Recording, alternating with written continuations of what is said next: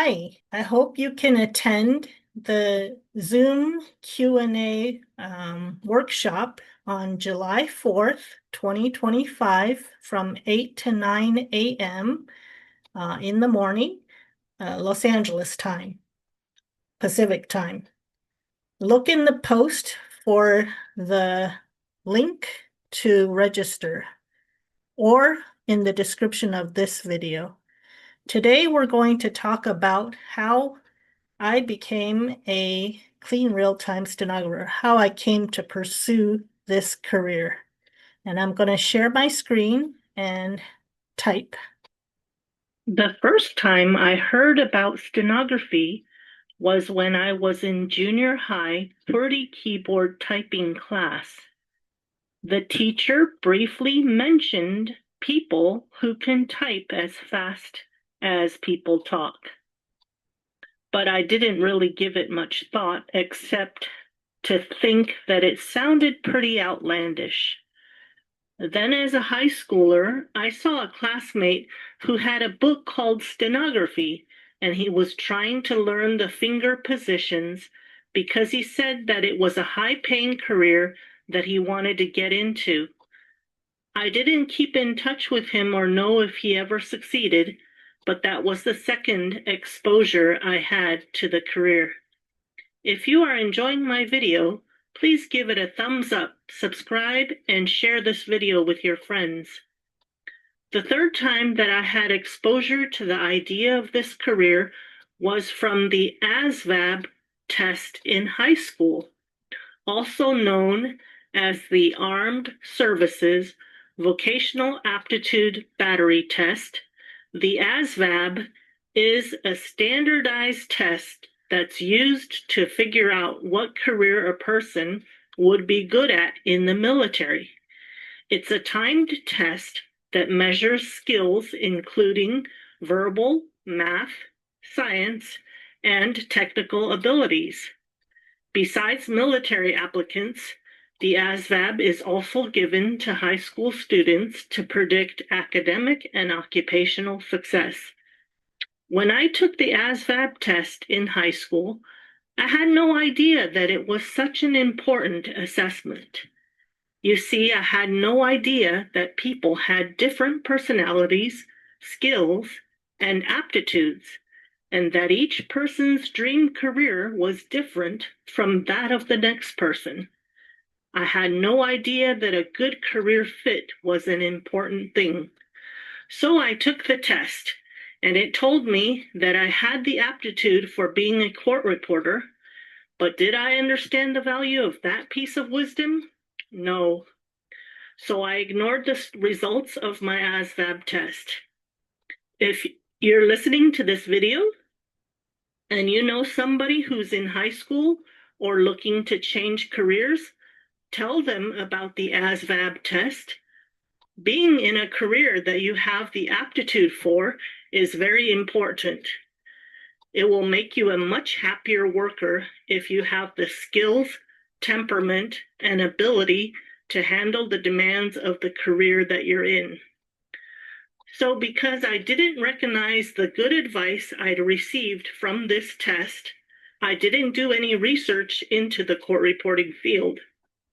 And back then, when I graduated from high school, the internet did not exist in the form that we know it today, where you could Google something and look it up to learn more. My generation would invent Google a decade after I graduated from high school. About the only way I could have learned what a court reporter did for a job would have been to go to court and watch one in action. But I didn't do that. So off to college I went to major in mathematics and Spanish and become a high school teacher. After I graduated from college, one day, one of the uncles in the church, a generation older than me, said to me, "You would make a good court reporter. It's a good career and you can make $60,000 starting salary." He recognized that I had become a NEET after my failed attempt to be a high school teacher because I did not take the cotyledon approach and overwhelmed the baby plant that had germinated with a full-time job in that career straight out of college. Once again, I ignored this good advice because, like with the ASVAB test, when I heard the word court, I didn't want to have anything to do with legal work, so I dismissed the idea. I was about 24 years old at the time. At age 30, the young people I was hanging out with at church said to me that I would make a good court reporter.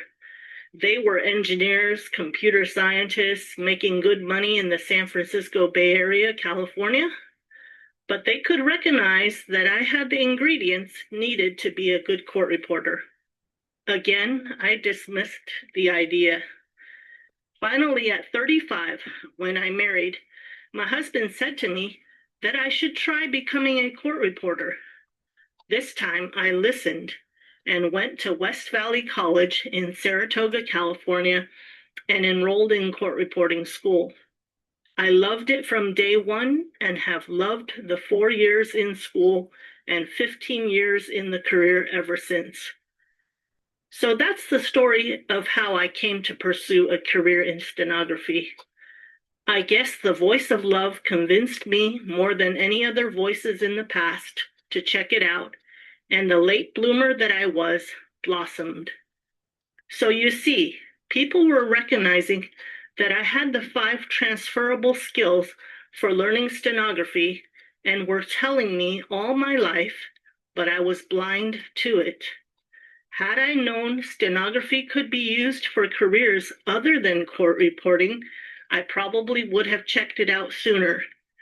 But better late than never. Okay, so you see, some people have said that they're 29 years old, that they're 35 years old, and they're trying to start stenography as a career. Is it too late? I would say it's not too late depending on your age. It's only you gotta see if it's gonna be a good fit for you temperamentally and also your skills and abilities. And if you work hard, you can make it.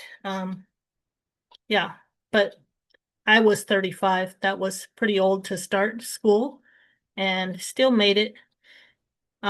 So never too late, huh? I would like to invite you to check out the description section of this video and see if you would like to attend a Zoom Q&A workshop on July 4th from 8 to 9 a.m. That's on Los Angeles time. Okay. Register if you would like to attend. Bye.